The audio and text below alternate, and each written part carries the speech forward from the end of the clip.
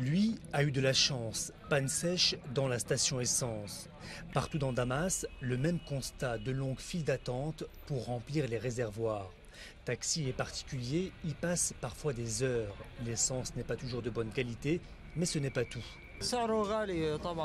Les prix ont augmenté. Les 20 litres valent aujourd'hui 1000 livres syriennes environ. Avant, ça valait 800.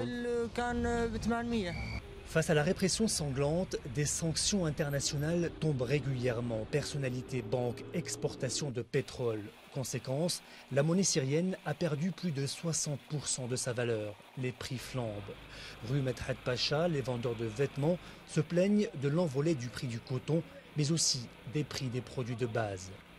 Le sucre coûte 50 livres. Là, il vaut 70, 75 livres.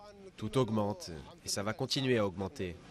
Pour éviter le naufrage de la livre syrienne et de l'économie, le gouvernement vient d'imposer jusqu'à 80% de taxes douanières sur l'importation de certains produits.